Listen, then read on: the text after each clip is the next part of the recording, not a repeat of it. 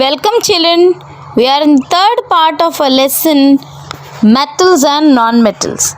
In the previous parts we have seen various properties of metals and non-metals. Metals are malleable, ductile, all the. Now we are going to see how non-metals react with oxygen. Non-metals react with oxygen to form non-metallic oxides. For example, carbon reacts with oxygen to form carbon monoxide. Carbon also reacts with oxygen to form carbon dioxide. Hydrogen reacts with oxygen to form water. I repeat, carbon reacts with oxygen to form carbon monoxide, that is 2C plus O2 gives rise to 2CO. CO means one oxygen is there, no? So we say it as carbon monoxide. One carbon reacts with oxygen C plus O2 gives rise to CO2. H2 hydrogen gas reacts with oxygen gas 2H2 plus O2 gives rise to 2H2O. Nitrogen reacts with hydrogen to form ammonia. N2 plus 3H2 gives rise to 2NH3. Let us perform an activity. Look into your textbook page number 47, children. Activity 4.4 to be demonstrated in the presence of your elders. Just listen, children. Take a small amount of powdered sulfur in a deflagrating spoon and heat it. Children, deflagrating means, just imagine, you ask your mummy to show the spoon she just puts the oil, use the oil. That is, it has a small cap like attached to a winding metal. You can take a metallic cap of any bottle and wrap with a metallic wire around it. Give it in the shape as seen on the screen. As soon as the sulfur starts burning, you take some amount of sulfur into the metallic cap attached to a wire and just start it to burn on a candle. You can see the sulfur starts burning as it covers the tumbler with a lid and ensure that gas does not escape in a chamber. Now, what did I tell you to do? First take a lid, just wrap it with a metal, then put some sulfur and put it and start to heat on the candle. And now put this into a chamber which is closed with a lid. And see that the gas does not escape out of that chamber. Remove the spoon after some time and add a small quantity of water into the tumbler and quickly replace the lid. Shake the tumbler well. Check the solution. Now you can just take red litmus papers and blue litmus papers and test with the solution inside it. You can see the non-metallic oxides react with water to form acids. For example, if acid, blue litmus turn to red and there is no action on red litmus. Now let us make out a table how metals and non-metals form acids and bases. I just told you, non-metals react with oxygen to form non-metallic oxides. Non-metallic oxides react with water to form acids. As I told you, metallic oxides are basic in nature. They react with water to form hydroxides. Let us see in detail. For example, when calcium reacts with oxygen, it forms calcium oxide. Calcium oxide reacts with water to form calcium hydroxide. Here the metal is calcium. Name of the substance formed is sulfuric acid. How it is forming an acid. And non-metal is sulfur. Like this, make a small list so that you can see how metallic oxides react with oxygen to form their respective oxides, and their oxides react with water to form hydroxides. A small note, children, you have to just remember, when carbon burns only partially in oxygen, to to form carbon monoxide.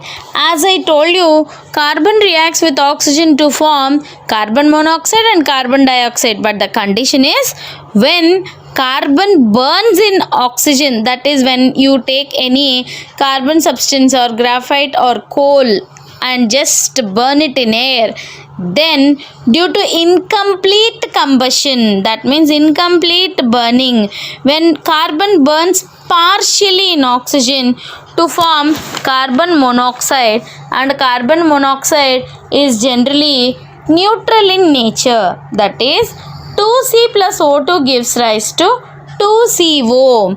Reaction with water. In general, non-metals do not react with water. They may be very reactive in air, but some non-metals are stored in water. For example, phosphorus is a very reactive non-metal. It catches fire. Children, do you remember? Most of the time, phosphides, that is few compounds of phosphorus, that is P, which is a non-metal, which is yellow in color, is used in the preparation of crackers because it is highly reactive. Even it reacts in air. Such non-metals are stored in water. So, if it is exposed to air, phosphorus will catch fire very easily. To prevent that contact of phosphorus with atmospheric oxygen, it is stored in air. For example, now we are going to see what happens when non-metallic oxides react with water. Sulfur dioxide, I told you, sulfur is a non-metal. Sulfur reacts with non-metal, again oxygen. S plus O2 gives rise to SO2, sulfur dioxide. Sulfur dioxide reacts with water. SO2 plus H2O gives rise to sulfurous acid, H2SO3. Here children, remember, when you have more number of oxygen in the acids, we call it as ates. When we have less oxygens, we call it as us. If we have no oxygens, we say ric. For example, H2SO4, we call it as sulfuric acid. H2SO3, sulfurous acid. So, SO2 plus H2O gives rise to H2SO3. This sulfurous acid turns blue litmus to red. Generally, oxides of nonmetals are acidic in nature. Let us see few examples. H2 plus Cl2, that is hydrogen is a nonmetal, chlorine is also a nonmetal. It reacts to form 2HCl, that is hydrochloric acid. Both are nonmetals only. H2 plus. So we conclude that non-metallic oxides are acidic in nature. For example, carbon dioxide CO2 reacts with water H2O to form carbonic acid. These are the acids made up of non-metals. Non-metals reacts with oxygen to form non-metallic oxides.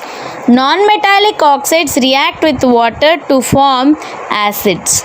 These acids are also called as mineral acids. Let us see few examples. As I told you, carbon dioxide reacts with water to form carbonic acid. When I say carbonic acid, you have to remember your soft drinks or cool drinks or aerated waters and soda. Sulfur dioxide. Sulfur reacts with oxygen to form sulfur oxide. Sulfur oxide or sulfur dioxide reacts with water to form sulfurous acid.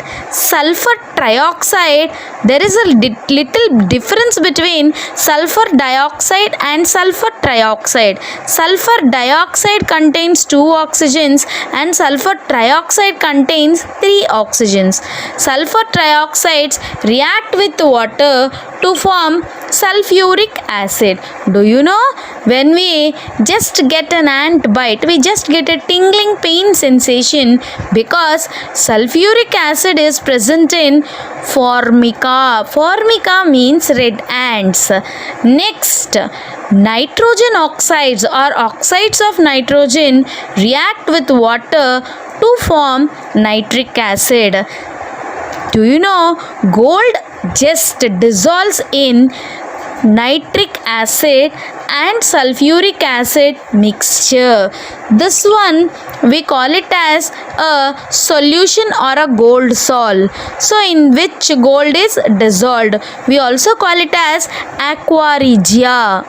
Phosphorus oxides reacts with water to form phosphoric acid. These are also called as mineral acids.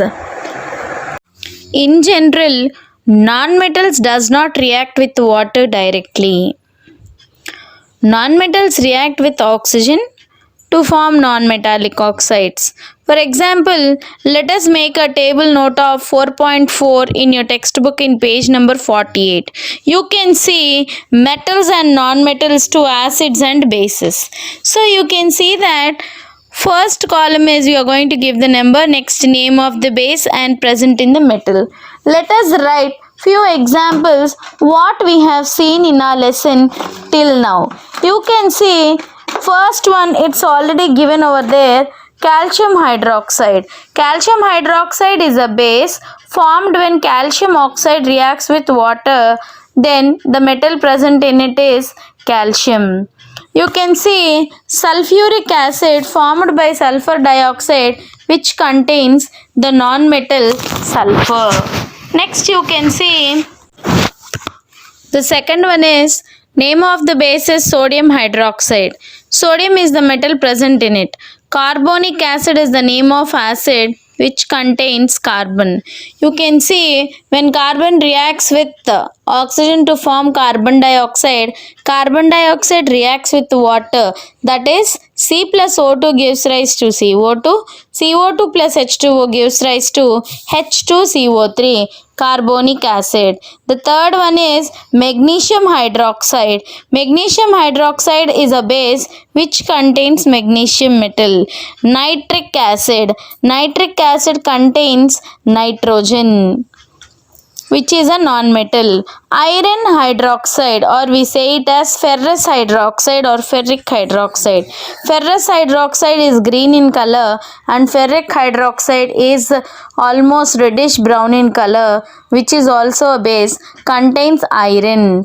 HCl, hydrochloric acid, which contains hydrogen and chlorine, which is a non-metal.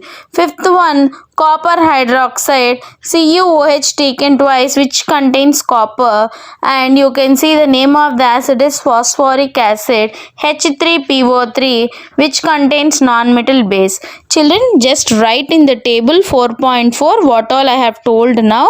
I mean from calcium hydroxide to copper hydroxide in bases with metals. Just names are enough, no need to write the formulas. So this is how we saw how how non-metals react with water and oxygen to form oxides and acids. So I repeat, metals react with oxygen to form metallic oxides. Metallic oxides react with water to form metallic hydroxides, which are bases. So we say that metallic oxides and metallic hydroxides are basic in nature, whereas non-metals react with oxygen to form non-metallic oxides. Non-metallic oxides react with water to form non-metallic hydroxides. Sorry, we cannot say non-metallic hydroxides. So we just say them as acids. So non-metallic oxides are acids in nature. For example, as I told you, HCl, 2H2, that is hydrogen. 2 moles of hydrogen or 1 mole of hydrogen reacts with 1 mole of chlorine. If you take 2 moles of hydrogen, it reacts with 2 moles of chlorine to form 4HCl or 2HCl. If you take 2 moles of each compound, you will get 4HCl. If you take 1 mole, that is H2 plus Cl2, 1 mole, 1 mole. It gives rise to 2HCl. Hydrochloric acid. Phosphoric acid, formula is H3PO3. Sulfuric acid, H2SO4. It contains non-metal sulfur. Nitric acid, HNO3. It contains non-metal nitrogen. Phosphoric acid, H3PO3. So it contains phosphorus. With this, our lesson is over. Not lesson, this session is over. Let us meet with the next session, reaction of metals with water. Thank you children. We'll meet in the part 4. Thank you.